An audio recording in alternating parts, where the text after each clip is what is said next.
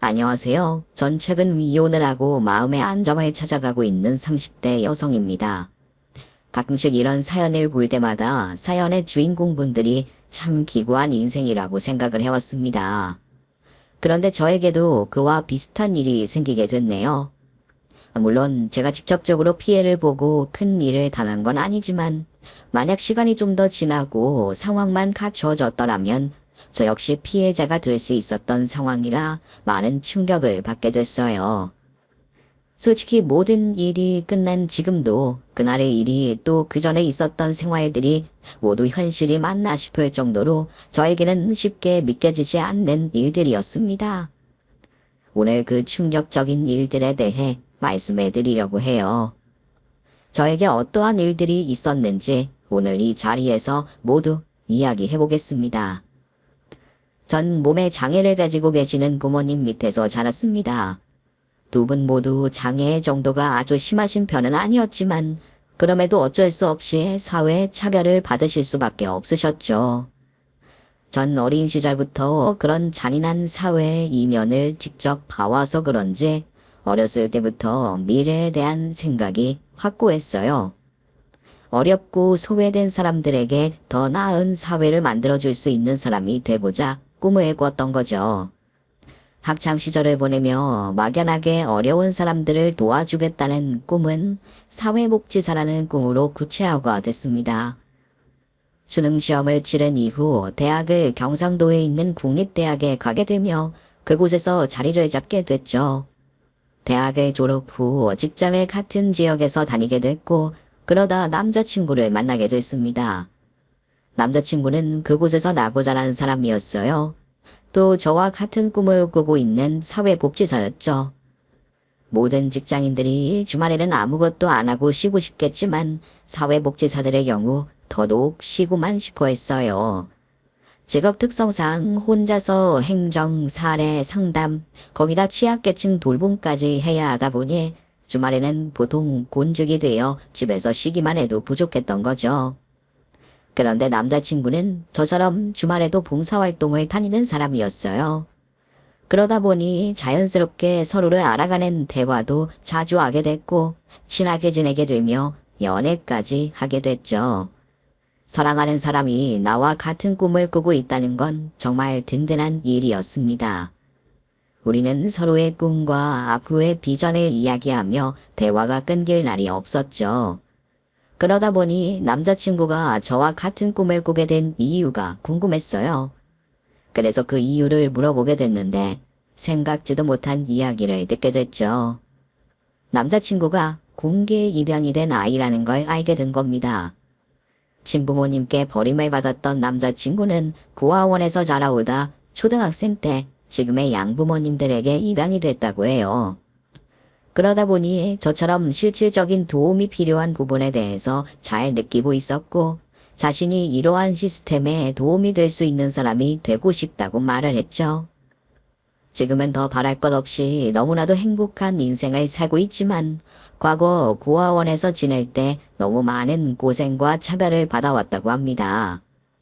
그 이야기를 듣고 보니 어쩌면 저보다 더 힘든 삶을 살아왔을 거라고 생각이 됐어요. 전 그래도 부모님과 같이 지내며 가정 안에서는 항상 행복한 생활을 하고 있었으니까요.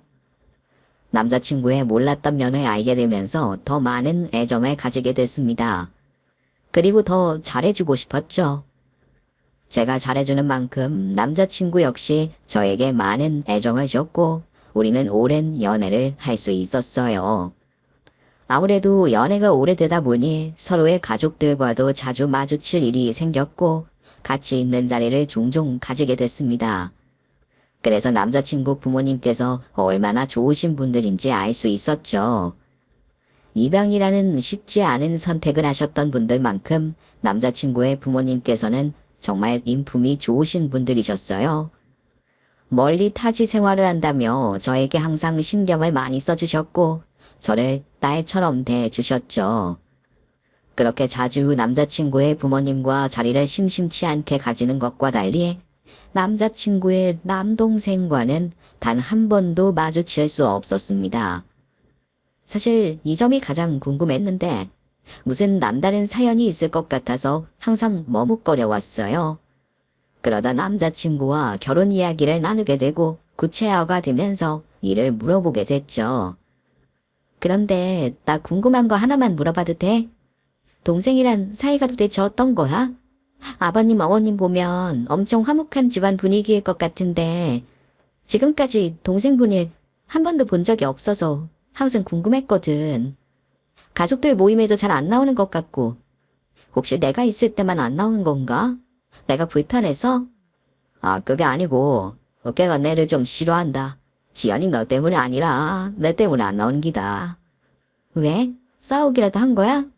아이, 싸우면 잘못했다 사과하고 풀면 되는데 그것도 아니고 그냥 나를 싫어하는 거라 방법이었다. 이 형석이 입장에서 생각해보면 그렇기도 하지. 뭐 외동으로 부모님 예쁜 독차지하다 갑자기 웬 놈이 나타나서 뭐든 반으로 쪼개줘야 하니까. 그래도 어릴 때는 좀 따랐는데 커가면서 점점 내를 멀게 하고 싫어하더라. 또 내가 입양돼서 왔으니까 무시도 하고. 의외였어요. 남자친구도 그렇고 예비 시부모님께서도 너무 좋으신 분들이라 당연히 동생도 의예심이 많을 줄 알았는데 말이죠. 뭐 어릴 때야 그럴 수 있겠다고 생각했지만 성인이 된 지금까지도 혐을 싫어한다는 말을 하니 좀 철이 없다고 생각이 들더라고요. 그리고 그 이야기를 듣게 되자 착한 남편이 지금까지 시동생의 눈치를 보며 지내왔을 거라는 생각 때문에 가슴이 아파왔죠. 그래서 시동생의 얼굴이 더 궁금해졌습니다. 어떤 사람인지 보고 싶더라고요. 그 궁금하던 얼굴을 상견례 자리에서 드디어 볼 수 있었죠. 남편과는 피로 이어진 형제가 아니다 보니 그 얼굴을 예상할 수 없어 심술궂게 생겼을 거라고 예상했습니다. 그런데 제 예상과 달리 굉장히 순하고 차분한 인상을 가졌더라고요. 저런 얼굴을 가지고 마음을 그렇게 못되게 구는 게 참 안타깝다고 생각이 들었을 정도였죠. 이후 시작된 상견례 자리, 저희 부모님과 시부모님께서는 즐겁게 대화를 이어가셨습니다. 화기애애한 분위기 속에 저도 가만히 있을 수는 없어서 앞에 있는 시동생에게 말을 걸게 됐죠. 그런데 또 제가 하는 말에는 웃기도 하고 답도 성실히 하는 게 남자친구에게 들었던 것과는 많이 다르더라고요. 어른분들이 계시는 자리라고 하지만 그 이후로 눈치를 보고 행동하는 건 아닌 것 같았습니다. 얼굴 생김새처럼 순하고 차분하게 이야기를 하더라고요. 그러다 남편이 저희들 대화에 끼어든 순간 이전에 남편이 말했던 시동생의 무시를 직접 볼 수 있었죠. 제가 앞에 있는데도 불구하고 거리낌 없이 남편을 무시하더라고요. 그럼 도련님은 앞으로 직장 다니게 되면 분가해서 다니실 거예요? 뭐 아니면 계속 아버님 어머님과 같이 지내면서 다니실 거예요? 나 직장 다니게 되면 자동차 한 대 구매해서 지금처럼 본가에서 다니려고요. 나 직장 근처에는 뭐 있는 게 없어서 어차피 주말이면 다시 와야 되거든요. 형석이 니 차 뽑으려 하나? 내 중고차 하는 친구 하나 있는데 소개시켜줄까? 언제부터 내 신경 썼다 이러노? 평소대로 해라, 평소대로. 내 전에도 말했지. 다른 사람들 앞에서 내 위하는 척하지 말라고. 착한 척하는 모습 보면 반맛 떨어지거든. 그러니까 치아라. 아무래도 자매들보다는 형제들이 거칠게 표현을 하고 또 경상도 남자들이다 보니 더 거칠게 표현할 거라고는 생각했어요. 그런데 사람 표정을 보면 그 말이 장난인지 아니면 진심인지 알 수 있잖아요. 그때 시동생의 표정은 정말 진지했고 무섭기까지 했습니다. 말투와 표정 모두 남편을 무시하는 모습이었죠. 머쓱해하는 남편을 보게 되자 저도 기분이 좋지만은 않더라고요. 그 대화 말고도 남편이 시동생에게 무슨 말을 걸었다 하면 무조건 무시와 핀잔이 날아왔습니다. 말을 못 들은 척하는 건 남편이었죠. 그런 모습을 보니 저도 시동생에게 어떤 태도를 취할지 고민을 하게 되더라고요. 내 남편 될 사람을 저렇게 무시하는데 도련님이라고 부르며 대접을 해줘야 하는 건지 아니면 남편을 대신해서 제가 위계 질서를 세워야 하는 건지 말이죠. 한참 고민 끝에 그래도 한 가족이 될 사람이기 때문에 잘해주자 싶었습니다. 또 제가 잘하면 시동생도 느끼는 바가 있어서 남편에게 잘하지 않을까 싶었고요. 그래서 상견례를 마치고 결혼식 날짜가 잡힌 후 남편보다 시동생을 더 챙겨줬던 것 같아요. 그건 결혼식을 올리고 난 이후에도 마찬가지였죠. 결혼 후 우리 두 사람은 출가를 하지 않고 아버님 댁에서 살게 됐습니다. 아버님 댁이 1층, 2층이 나눠진 건물이기도 했고 때마침 2층에 살던 세입자분들이 나가게 되면서 저희가 2층에서 살기로 한 거죠. 시부모님과 시동생은 1층에, 저와 남편은 2층에서 생활을 하게 됐지만 거의 대부분의 생활은 1층에서 하게 됐어요. 현관문을 열고 계단을 올라가 왔다 갔다 하는 것보다 1층에서 머물며 시부모님 일을 돕는 게 더 편했으니까요. 또 시댁 가족들과 빨리 친해지고 싶어서 한 행동이었죠. 그러다 보니 이전보다 더 많이 시동생과 마주칠 수 있었습니다. 그런데 여전히 저에게는 웃는 낯으로 대하는데 남편에게는 상견례 자리에서보다 더 예의 없게 행동을 하더라고요. 결국 저도 참다 못해 시부모님께서 안 계시는 날 시동생에게 한마디 하게 됐죠. 저기요 도련님, 제가 옆에서 보니까 너무 기가 차서 그러는데요. 도대체 뭐가 불만인진 모르겠지만 그래도 제 남편이 형 아니에요? 그러면 어느 정도 예의를 갖추는 게 맞는 행동이죠. 친한 형제 사이에 장난이라고 해도 이렇게까지 하지는 않겠어요. 우리 남편이 뭘 잘못했다고 이러는 거예요. 뭘 했냐고요? 제가 다 말씀드려 볼까요? 저 인간이 어떤 사람인지? 그러니까 됐다 지연아. 나 괜찮으니까 그만해라.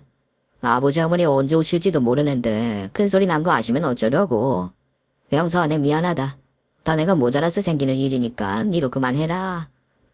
남편은 저와 동생 앞을 막아서며 우리 둘을 진정시켰습니다. 그리고는 저보고 시동생에게 너무 나무라지 말라고 했죠. 어렸을 때 상처 어른 돼서도 간다는데 그때 상처가 큰가 보다. 그러니까 너무 뭐라 하지 마라. 지도 나이도 들고 생각 바뀌면 잘하겠지. 그것보다 당신이 시동생 되는 사람이랑 다투는 거 내 보기 싫다. 내가 잘할 테니까 너무 신경 쓰지 않아도 된다. 당신은 화나지도 않아? 나이 어린 동생이 존댓말은커녕 사람을 무시하고 있는데 당신이 왜 잘해? 도련님이 잘해야지. 누가 잘하든 무슨 상관이노. 다 같이 가족인데. 니랑 형석이랑 큰 소리 나면 우리 부모님 마음이 어떡하노? 나는 괜찮으니까 그냥 다 같이 잘 지내는 방향으로 가자. 결국 착한 남편의 뜻을 따를 수밖에 없었죠. 그 사건 이후 남편에게는 고민이 하나 생긴 듯 보였습니다. 아무래도 저 때문에 시동생과 관계를 어떻게 회복할지 고민하는 듯 보였죠. 당신 뭐해? 뭐 형석이랑 단둘이 조용히 있을 일이 뭐가 있을까 생각하고 있었지. 앞으로를 위해서 관계를 회복해야 할 것 같은데 왜 좋은 방법이 없나 해가지고. 다른 사람 방해 안 받고 조용히 둘이 있을 수 있는 상황이 필요할 것 같아서. 뭐 이왕이면 야외가 더 좋고. 그 말을 듣자마자 제 머릿속에 한 가지 생각이 떠오르더군요. 이라면 어때? 나랑 시부모님이랑 바람을 잡아주는 거야. 우리 다 같이 산속에 있는 캠핑장 간다고 하고 당신이랑 도련님만 먼저 출발하는 거지. 텐트 먼저 쳐놓겠다고. 우리는 뒤따라간다고 말한 다음에 밤 늦게 못 가겠다고 말을 하는 거고. 산속에 있는 캠핑장이면 그 밤중에 내려오기도 좀 그럴 거고 또 사람들도 별로 없지 않겠어? 남편은 좋은 아이디어 같다며 환하게 웃었어요. 그리고 이번 기회에 꼭 시동생과 오해를 풀고 친해져서 오겠다고 약속을 해줬죠. 그렇게 우리가 계획한 여행날이 됐고 계획처럼 남편과 시동생이 먼저 여행지로 출발하게 됐어요. 저와 시부모님은 뒤따라가겠다고 말만 해놓고 집에 남아 두 사람이 함께할 시간들을 상상하며 즐거워하고 있었죠. 도착을 했다는 남편의 문자를 받고 난 뒤 별다른 연락이 없어 형제간의 대화가 잘 풀어지고 있다고 생각하고 있었습니다. 그런데 다음날 새벽 남편에게서 전화가 왔어요. 새벽에 울리는 휴대폰을 보며 무슨 일이 생겼음을 직감할 수 있었죠. 여보, 무슨 일 있어? 지금 큰일 났다. 비가 많이 내려가지고 일찍이 철수하려 했는데 왜 형석이 텐트가 안 보이는 게야. 그래가지고 자리로 옮겼나 싶어서 찾아봤는데 없다. 왜 형석이 텐트 있던 곳은 물이 물어가 흔적도 없고 아무래도 형석이가 떠내려간 것 같다. 내 우선 구조대에 연락했으니까 당신이 부모님도 좀 모시고 와도. 그 전화를 받고 곧바로 시부모님을 깨워 남편과 시동생이 간 캠핑장으로 향하게 됐어요. 저희가 살고 있던 지역과 달리 그곳에서는 굵은 장대비가 그때까지도 내리고 있었습니다. 굵은 빗줄기에 마음이 더 불안해지기 시작했죠. 도착하고 보니 출입이 통제되어 있었고 남편은 주차장에 내려와 비를 맞으며 고통스러워하고 있었습니다. 저와 시부모님이 묻는 말에도 제대로 대답을 하지 못하고 머리만 쥐어뜯으며 큰 충격에 빠져 있었죠. 구조대와 경찰 측에서 수색을 하고 있었지만 저희가 도착을 하고 한참 뒤에도 아무런 소식이 없었어요. 이후 비가 그치긴 했지만 불어난 계곡물은 좀처럼 줄어들지 않았고 수색을 하시는 분들께서 시동생을 찾느라 고생을 하셨죠. 그런데 시동생이 사라진 지점부터 해서 계곡의 하류까지 샅샅이 뒤져봤는데도 시동생의 모습이 보이지 않았습니다. 떠내려간 텐트 조각들과 시동생의 물건들이 발견이 됐지만 말이죠. 경찰들은 산 계곡과 연결되어 있는 강까지 수색 범위를 넓혀봐야 한다고 했어요. 만약 운이 좋지 않다면 강 하류까지 떠내려갔을 수도 있다면서 말이죠. 수색을 해주시는 분들께서는 정말 긴 시간 동안 고생을 하시며 그 넓은 범위를 확인해 주셨지만 결국 시동생의 시신을 찾을 수가 없었습니다. 나중에는 수색을 더 이상 하실 수 없으시다며 시동생의 시신이 다른 사람들에게 발견되기를 바랄 수밖에 없다고 하셨죠. 그 말을 듣게 됐던 우리 가족 모두 큰 충격과 함께 스스로를 자책하게 됐어요. 저는 이런 사고를 발생하게 만든 생각을 했다는 거에 대해 남편은 바로 옆에서 동생을 지켜주지 못했음을, 시부모님께서는 부모로서 아무것도 할 수 없었다는 것에 대해 각자 죄책감을 느끼고 있었죠. 시부모님께서는 저와 남편이 스스로를 더욱더 자책할까 싶어 자식을 잃으신 가운데도 목 놓아 울지도 못하셨습니다. 그 모습을 봤던 전 더 죄송한 마음에 고개를 들 수가 없었죠. 시동생이 계곡물에 떠내려간 지 한 달이 지났을 때 시부모님께서는 큰 결정을 하셨습니다. 시동생을 죽었을 거라 인정을 하신 거죠. 죄책감이 힘들어하는 저희들을 위해 그러한 결정을 내리신 것 같아요. 시부모님께서는 저희에게 시동생의 죽음을 인정하는 말씀을 하신 뒤 곧바로 시동생의 실종 선고를 받으셨습니다. 그리고 시신 없는 시동생의 장례식을 치르게 됐죠. 하지만 남편은 시동생의 장례를 치른 이후에도 시동생을 포기 못하고 찾으러 다녔고 남은 가족들은 그런 남편을 걱정하며 애를 태웠죠. 물론 남은 가족들 역시 제정신이었던 건 아니었습니다. 다들 각자가 안 보이는 곳에서는 자신을 자책하며 힘들어하고 있었죠. 그렇게 가족들 모두 가슴속에 있는 상처와 슬픔은 숨긴 채 생활하고 있을 때였어요. 시간이 정말 빠르다고 느꼈던 게 시동생을 잃은 지 얼마 지나지 않은 것 같은데 벌써 1년이나 지나가고 있었습니다. 시동생의 제삿날이 다가온 거죠. 가족들 모두 시동생에 대한 말은 아꼈지만 집안은 이전보다 더 침울한 분위기가 되어 있었습니다. 그럴 수밖에 없는 상황이긴 했죠. 젊은 나이 사고로 죽은 가족의 제삿날이라고 해도 침울할 수밖에 없었는데 가족의 죽음에 다들 자신의 책임이 있다고 생각하고 시신도 수습하지 못했으니까요. 그 분위기는 정말 겪어본 사람이 아니면 말로 설명할 수 없을 겁니다. 집안의 공기는 쇳덩어리보다 무겁게 느껴져 숨쉬는 것도 쉽지 않았고 집에서는 작은 소리 하나 내는 것도 힘든 분위기였어요. 다들 의식적으로 조심하는 게 아니라 침울한 마음으로 인해 무기력해지고 모든 움직임이 느려져 작은 소리도 거의 나지 않았습니다. 그러한 분위기 속에 며칠이 지나고 드디어 시동생의 제삿날이 됐어요.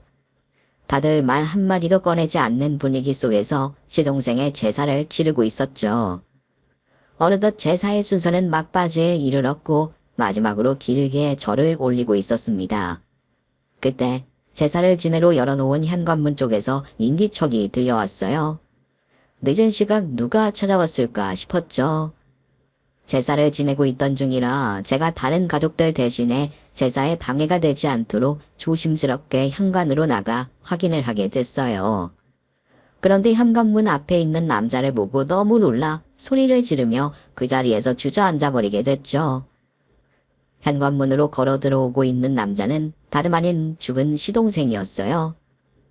시동생의 제사를 지내고 있어서 그런 느낌을 받았는지 모르겠지만 그때는 정말 저승에서 시동생이 살아 돌아온 것만 같았습니다.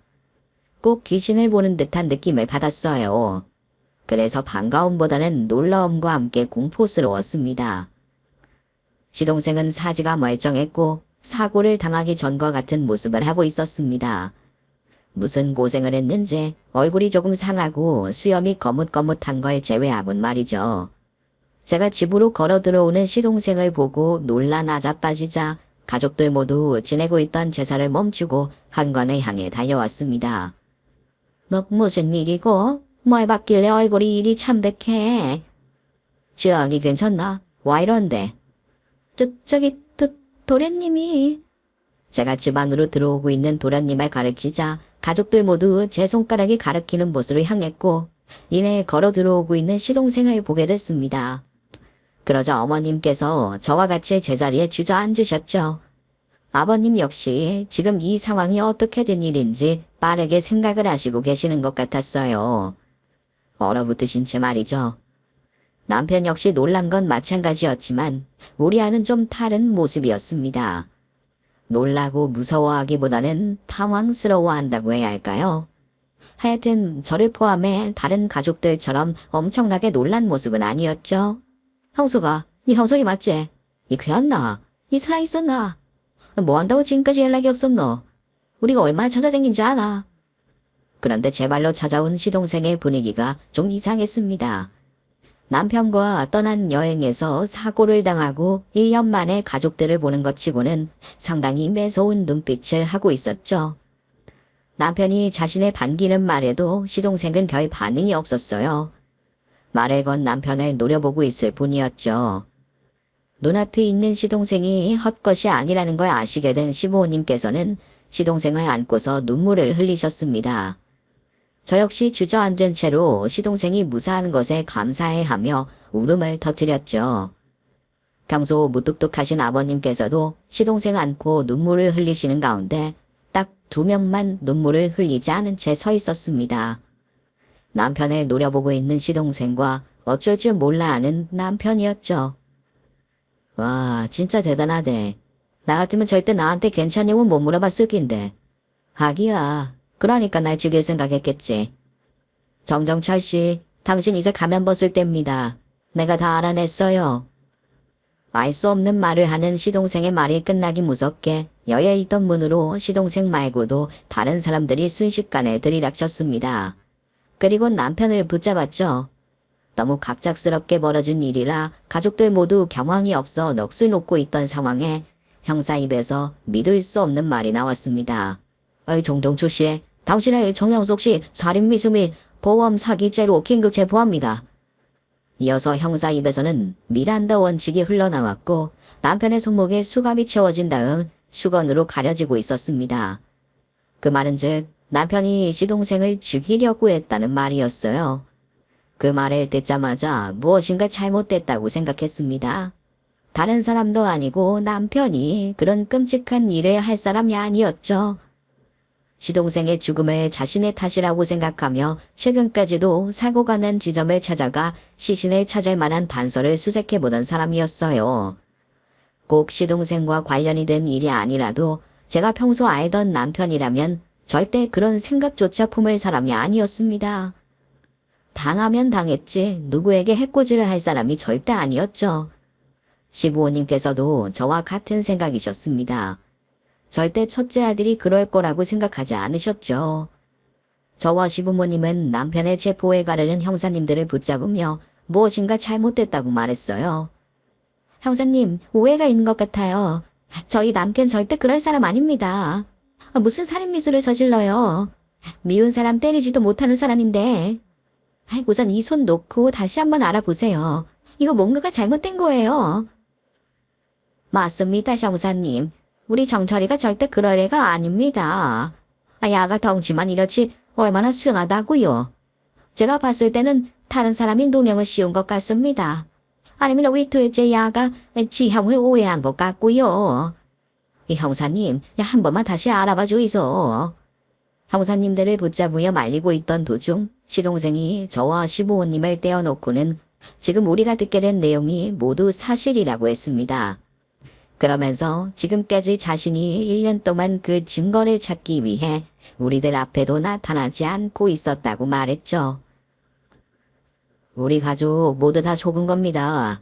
여기 있는 형사님들 전부 제가 1년 동안 저 인간 뒷판임에서 찾은 증거 가지고 수사하고 증거 확인하고 긴급 체포 영장 받아가지고 오신 거라고요.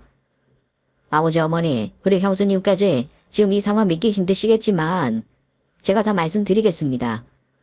그러니까 형사님들이 저 인간 데려가서 나머지 수사할 수 있게 하시죠.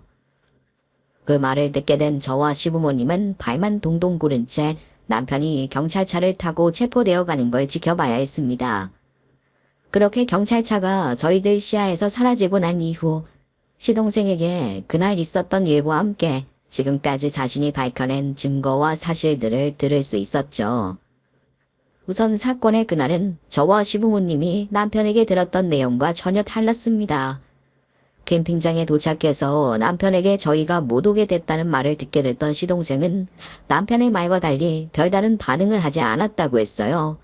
거기까지 와서 도착한 마당에 다시 돌아가는 것도 일이라고 생각하고 하루 정도 시간을 보내기로 한 거죠. 그리고 이렇게 억지로라도 형과 단둘이 남겨질 기회가 없었으니 이번 기회에 형과 대화를 하려고 생각을 했답니다. 그래서 형과 대화를 할 타이밍을 보고 있었는데 남편이 먼저 시동생과 걸으며 대화를 하자고 한 거죠. 시동생 역시 형과 대화를 할 생각이었기 때문에 거절을 하지 않고 걸으며 대화를 이어가던 도중 갑자기 비가 오기 시작했다고 해요. 그때는 비가 많이 내리진 않았지만 산속에서 내리는 비로 인해 미끄러지기라도 할까 싶어서 남편에게 돌아가자고 했다고 합니다. 그런데 남편은 곧 그칠 비라며 계속 걸으며 대화하기를 원했다고 했죠. 걱정이 되긴 했지만 남편의 말을 믿고 길을 걷게 된 시동생은 갑자기 큰 물소리에 놀라 앞을 쳐다봤다고 합니다. 거기엔 내린 비로 조금씩 불어나고 있는 계곡물이 있었다고 했죠. 그 앞에서 강물을 보며 남편과 대화를 하고 있었는데 점점 비가 많이 내리기 시작했다고 합니다. 그곳에 시간을 지체했다가는 위험할 것 같아 내려가려고 했는데 그때 남편이 시동생을 계곡 쪽으로 밀었다고 해요. 밑으로 떨어지며 공중에서 허우적대다 겨우 나뭇가지를 붙잡은 시동생은 자신을 밀었던 형에게 왜 이러냐고 물으며 어서 구해달라고 부탁을 했다고 합니다. 그때 왜 남편이 이렇게 하는지 알 수 있었다고 했죠. 니 미쳤나? 와 이러는데 니 이러다 감방 간다 아나. 쓸데없는 짓 하지 말고 얼른 손이나 잡아도. 이러다 나 진짜 죽는다. 내가 니 죽으라고 이제까지 요 앞에서 기다렸는데 내가 왜 구해주노? 용쓰지 말고 얼른 뒤지라. 니가 억스야. 내가 우리 아버지 재산 다 가진다 아이가. 뭐? 재산? 니 재산 때문에 이러는 기가. 이 미친 새끼 아이가 이거. 어쩌겠노. 사람 머리가 둘이면 받아야 하는 재산이 반으로 주는데. 또 혹시 아나? 자기 배로 나온 새끼 아닌 놈에게 얼마 안 줄 수도 있는데. 그리 살고 싶으면 지금이라도 재산 포기하겠다고 도장 찍을래? 네 성격에 그렇게는 또 안 할 거 아니가. 그리고 네가 끝까지 말 잘 듣는 동생이었으면 내가 이렇게까지 했겠나? 걸림돌 될 거니까 이렇게 하는 거지. 어차피 떨어지는 거야 똑같으니까 힘 그만 쓰고 이제 가봐라. 결국 손에 힘이 빠진 시동생은 남편을 원망하면서 물에 빠지게 됐다고 합니다. 그런데 정말 기적적으로 물에 빠지고 난 뒤 얼마 지나지 않아 큰 바위들 사이에 끼게 되면서 불어난 계곡물에도 떠내려가지 않을 수가 있었다고 했어요. 바위 위로 죽을 힘을 다해 올라온 시동생은 잠시 숨을 고른 뒤 복수를 하러 남편을 찾아갔다고 합니다. 그런데 그곳에서 이상한 장면을 보게 됐다고 해요. 남편이 캠핑을 하기 위해 설치한 텐트 중 하나를 계곡 쪽으로 다시 설치를 하고 있었던 거죠. 그 모습을 보며 오늘 있었던 일이 순간적으로 욱해서 생긴 일이 아니라는 걸 알게 됐다고 합니다. 자신이 알고 있는 형이라면 분명 오랫동안 계획을 했을 거라고 생각했죠. 또 자신이 내려가서 사실을 말해봤자 소용이 없을 거라고 생각했다고 합니다. 평소 사람들에게 착한 사람인 척 연기를 하고 있는 남편이라면 단순 실수였다는 말을 사람들이 신뢰할 거라고 생각했던 거죠. 그래서 남편이 방심할 수 있게 자신이 죽은 척을 하고 형의 뒤를 캐내어 증거를 잡아야겠다고 생각을 한 거죠. 그 뒤로 시동생은 남편 뒤를 캐내다 자신 모르게 가입되어 있던 생명보험이 있다는 걸 알게 됐다고 해요. 남편이 가입을 했었던 거죠. 하지만 그것만 가지고는 형이 자신을 죽이려고 했다는 걸 입증할 수가 없었습니다. 그게 가장 중요한 증거였는데 말이죠. 범행 장면이 찍혔을 수도 있는 차량 블랙박스의 경우 범행 지점과 차와의 거리가 너무 멀리 있었고 설령 형이 자신을 밀었던 장면이 찍혀 있다고 해도 이미 남편이 지웠을 거라는 걸 알았다고 합니다.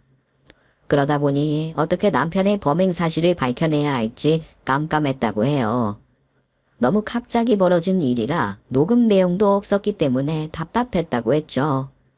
그런데 그때 아주 기적 같은 일이 벌어졌다고 합니다. 시동생이 계곡에 빠지게 된 그날 갑자기 내리는 비로 인해 하산을 서두르던 한 약초꾼이 두 사람의 대치 장면을 봤던 거죠. 안간힘을 쓰며 나뭇가지에 매달려 있던 시동생을 말이에요. 그때는 비가 너무 많이 와 빨리 내려가야 했고 자신이 생각하기에 남편이 시동생을 구해주려 한다고 생각을 해서 대수롭지 않게 생각하고 내려갔다고 합니다. 아쉽게도 남편이 시동생을 미는 장면과 구해주지 않아 시동생이 계곡물에 휩쓸리는 장면은 확인을 못했지만 그날 물길에 휩쓸리기 직전 두 사람이 같이 있었다는 사람을 발견하게 된 거죠. 이제 남은 건 남편이 밀었다는 증거였습니다. 그 증거는 또 다른 행운으로 인해 얻을 수 있었죠. 어쩌면 행운이라고 말하기보다는 남편의 자백에 가까울지도 모르겠습니다. 자신이 떨어진 계곡 옆 산속 주위를 맴돌며 혹시 증인이 될 만한 사람이나 증거가 될 만한 CCTV가 있을지 확인을 하던 시동생은 산을 찾아온 남편을 봤다고 했어요. 몸을 숨기고 남편의 뒤를 밟아 따라갔는데 남편이 향한 곳은 자신이 시동생을 밀었던 곳이었다고 했죠. 남편이 혼자서 웃기 시작하자 시동생은 곧바로 휴대폰을 들고 그 장면을 찍었다고 합니다. 그리고 남편은 그날 있었던 일을 혼자서 독백을 하듯 말을 했다고 해요. 형서가 고맙대. 니 때문에 내가 사람들 앞에서 더 좋은 사람이 됐다 아이가. 이렇게 한참 어디 담가져 있다가 적당할 때 봐서 물 위로 올라온나. 그래야 우리 아버지 가슴에 대못이 더 시게 박혀가 내를 더 애지중지하시지 않겠나. 내 평생 네가 내 걸림돌이라 생각했는데 이제 와서 보니까 네가 내 복덩이였다. 네가 그날 순진하게 내 안 따라왔으면 내가 여서 너를 밀어 빠뜨릴 수 있겠나? 네 손잡아 달라 할 때 순간 혹했는데 지금 생각해보니 다행이다야. 살려놓고 마에 잘 듣는 동생 만드는 것보다 이게 더 낫다 아이가. 넌 이 덕에 우리 부모님 가져가지고 호의호식하면서 네 목까지 잘 살게. 내 또 올 테니까 그때까지 잘 있으래. 그렇게 얻게 된 두 증거들이 남편의 살인 미수를 입증하는데 결정적인 증거가 됐다고 합니다. 둘 중 하나가 빠졌더라면 재판을 받게 만들어도 무죄로 됐을 가능성이 높다고 말했어요. 그리고 놀라운 이야기는 여기서 끝이 아니었죠. 이후 한 가지 더 놀라운 이야기를 듣게 됐습니다. 제가 지금까지 알고 있었던 남편과 시동생 간의 관계가 전혀 다르다는 것이었죠. 시동생이 어느 시점 이후로 남편을 무시하고 싫어했던 건 사실이었지만 관계가 그렇게 됐던 둘만의 이해관계가 있었어요. 처음 시부모님이 남편을 입양해 집으로 데려왔을 때만 해도 시동생은 반기는 입장이었다고 했습니다. 평소 외동으로 자라와 외로움을 많이 타고 있던 시동생에게 같이 시간을 보낼 수 있고 자신을 지켜줄 것만 같은 형이 생긴다는 건 너무나도 기쁜 일이었다고 말을 했죠. 그래서 집으로 온 남편을 졸졸 따라다니면서 자기 것을 형에게 양보하고 퍼줄 만큼 좋아했다고 했어요. 그런데 그런 시동생을 남편이 교묘하게 이용했다고 합니다. 시동생의 것을 자기 것 마냥 사용하는 건 일상이었고 자신을 따르는 시동생을 이용해 원하는 것을 시부모님께 얻어냈던 거죠. 자신이 원하는 게 있으면 시동생이 원하는 것처럼 시부모님께 이야기를 하거나 시동생에게 시켰던 거예요. 또 원하는 것을 얻지 못했을 때는 모든 탓을 시동생에게 돌리며 구박을 했었다고 합니다. 시동생이 어릴 때는 그게 모두 자신의 잘못인 것 같아 시부모님께 떼를 쓰며 어떻게든 형이 원하는 것을 얻어다 주려고 했었지만 나이가 먹어가고 커가면서 형이 자신을 이용하고 있다는 걸 알게 됐다고 했죠. 거기다 그때쯤 청소년이던 남편이 시부모님 몰래 양아치 짓을 하고 다녔다고 해요. 시부모님 앞에서는 믿음직스럽고 바른 학생인 척 행동했지만 학교에서는 약한 학생들 돈을 뜯고 담배를 피며 못된 짓을 했다고 했죠. 하지만 시부모님께 걸려서는 안 된다고 생각해서 그런지 학교에서도 바른 청년인 척을 하면서 지내고 있어서 선생님들 사이에선 평범한 학생들과 별다를 게 없는 학생이었다고 합니다. 정체를 알고 있었던 건 시동생과 학교 학생들 뿐이었죠. 이러한 사실들을 시부모님께서 알게 되신다면 큰 충격에 빠질 거라는 걸 예상한 시동생은 형이 정신을 차리게 하려고 몇 번이나 설득을 했다고 합니다. 나중에는 주먹 다짐까지 벌여가면서 말이죠. 하지만 결국 그러한 노력들 모두 헛수고가 됐고 남편은 계속 가면을 쓰고 시부모님을 대해왔던 거예요. 그러다 그 가면을 쓴 모습으로 저의 앞에 나타난 거고요. 저 역시 남편이 쓰고 있던 가면만 보고 속아오고 있었던 겁니다. 이 사실을 처음 알게 되신 시부모님만큼이나 저 역시도 큰 충격에 빠질 수밖에 없었습니다. 단 한 번도 내 남편이 바른 사람 테두리 밖으로 벗어났을 거라고 생각해 본 적이 없었으니까요. 남편이 그런 과거를 가지고 있고 또 사람을 이용해 자신의 이득을 챙기는 부류의 사람이라는 걸 그때까지 눈치챌 수가 없었습니다. 정말 단 한순간도 제 앞에서 그 가면을 벗어놓은 적이 없었으니까요. 모든 사실을 알게 되자 남편이 저에게 접근을 한 이유가 궁금해졌습니다. 저와 결혼을 한다고 큰돈이 생기는 것도 아니었고 평생 자신의 본 모습을 숨긴 채 답답하게 살아야 할 텐데 말이죠. 그래서 남편을 찾아가 물어보게 됐습니다. 도대체 왜 저였는지 물어보기 위해서요. 당신 왔구나. 계속 연락 안 된다고 해서 내가 얼마나 놀랐는지 아나? 뭐 하기야 당신이 더 놀랐겠지. 미안하다. 이런 모습 보여서. 내가 순간 감정을 자제하지 못해가지고 상황이 이렇게 돼버렸다. 왜 당신도 알고 있었잖아. 내가 예전부터 형석이한테 매번 무시당해왔던 거. 그러다 보니까 그날도 감정이 한꺼번에 터진 것 같다. 그리고 내가 그 사건 일어나기 전부터 고민이 많았거든. 우리 두 사람 앞으로의 삶에 대해 가지고. 당신한테 잘해주고 싶고 앞으로 우리 아이 낳아서 풍족하게 살고 싶은데 내가 가진 능력에 한계가 있으니까 걱정이 되더라고. 그래서 돈 욕심이 생겼던 것 같다. 내 동생한테 그런 짓까지 할 욕심이. 나한테 많이 실망한 거 안다. 근데 내 정말 반성 많이 하고 있다. 그러니까 지연아, 앞으로 받게 될 재판에서 내가 최대한 감형될 수 있게 좋은 변호사로 구해도. 우리 형편에서 힘들다는 건 내도 알지만 그 감형받고 금방 나오게만 되면 어떻게 해서든 해결할 테니까. 나 도련님께 다 들었어. 당신이 어렸을 때부터 어떻게 살아왔는지. 그러니까 거짓말 하려고 하지 마. 나 당신 변명 들으려고 온 게 아니고 당신한테 솔직하게 듣고 싶은 대답이 있어서 찾아온 거니까. 왜 나야? 도련님께 듣고 알게 된 당신은 나 같은 사람한테 관심이 없을 것 같은데. 내가 능력이 좋아 우리 집에 돈이 있어? 부모님 두 분은 장애인들이시다 보니까 앞으로 나이가 더 드시면 꾸준 일만 늘어갈 텐데 뭐 때문에 나랑 결혼까지 한 거냐고. 지연아 너까지 와 이라노. 당연히 니를 사랑하니까 결혼했지. 그리 형석이가 무슨 말을 했는지 모르겠는데 그거 다 옛날 이야기다. 나도 커서는 정신 차렸다 아이가. 이번 일 내가 형석이를 미워해서 하게 된 것도 있지만 너를 행복하게 해주고 싶어서 했던 마음이 더 크다. 너 행복하게 해주고 싶었다고. 그러니까 다른 건 몰라도 내 마음만은 니도 좀 알아줘라. 진짜다. 남편은 저와 면회를 하는 내내 쓰고 있던 가면을 벗지 않고 계속 쓰고 있었습니다. 시동생을 죽이려 했던 사실도 드러나고 시부모님과 저에게 거짓말을 했다는 게 들통이 났는데도 말이에요. 끝까지 착한 척하며 이 일을 벌이게 된 게 저를 행복하게 해주고 싶은 마음에 생긴 욕심 때문이라고 했습니다. 하지만 목 놓아 말하던 남편의 말은 얼마 가지 않아 또다시 거짓임이 밝혀지게 됐죠. 제 앞으로 생명보험이 가입되어 있었더라고요. 제가 가입을 한 적도 없는 보험이 말이죠. 당연히 사망보험금 수령자는 남편으로 되어 있었습니다. 이를 알게 된 제가 남편에게 어떻게 된 일이냐며 따져 물었지만 남편은 흔히 가입하는 상품이라며 끝끝내 범죄에 이용할 생각이 없었다고 말해왔어요. 하지만 저는 알 수 있었습니다. 지금 당장은 아니겠지만 언젠가는 상황이 어려워질 때 이 사망보험금을 타기 위해 저를 해치려 했을 거라는 걸 말이죠.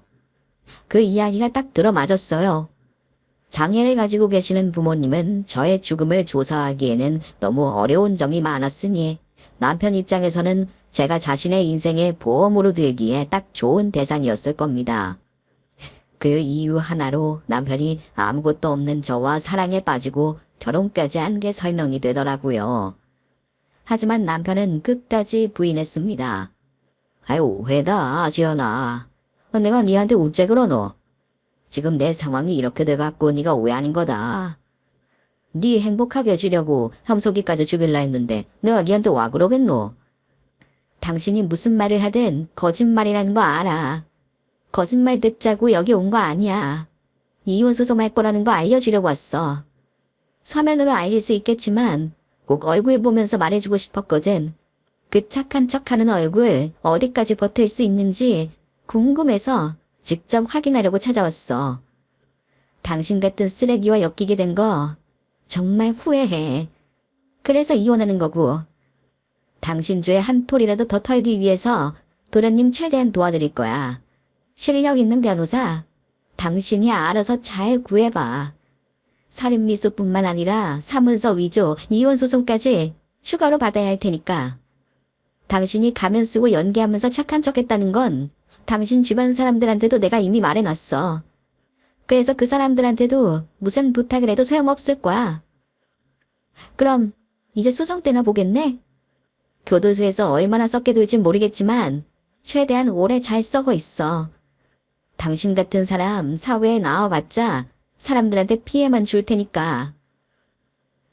지연아, 잠깐만 여기 앉아봐라. 지연아, 잠깐만. 끝까지 반성이라고는 모르는 남편과 결국 이혼을 하게 됐습니다. 살인미수 혐의로 재판을 받고 있는 남편과 이혼을 하는 과정은 그다지 어렵지 않았어요.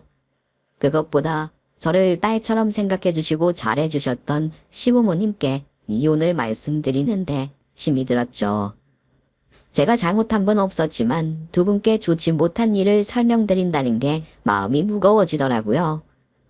제가 남편과 이혼소송을 하게 됐다고 말씀드리니 두 분께서는 저에게 미안하다며 용서를 구해 오셨습니다. 그러시면서 받기에 부담스러운 금액을 저에게 주시려고 하셨죠. 그 돈을 받을 자격이 없다고 생각이 들어 몇 번이고 거절을 했지만 두 분께서는 고집을 꺾지 않으셨고 어떻게든 저에게 돈을 주시겠다고 하셨어요. 조금도 물러서지 않는 두 분의 모습에 부담스러웠지만 그 돈을 받을 수밖에 없었죠. 그렇게 남편과 이혼을 하게 된 이후 시부모님 두 분과 시동생에게 인사를 드리고 저도 부모님이 살고 계시는 곳으로 올라가게 됐습니다. 그리고 지금 이렇게 사연을 적고 있네요. 아직 이혼을 한 지 얼마 지나지 않아 제 인생이 이전과 크게 달라진 것은 없습니다. 아직까지 그날의 모든 사실을 알게 된 충격의 여운이 저에게 남아있고요.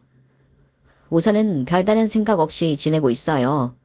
그날의 일을 억지로 잊으려고 하지도 않고 시간이 해결해 주길 바라면서 말이죠.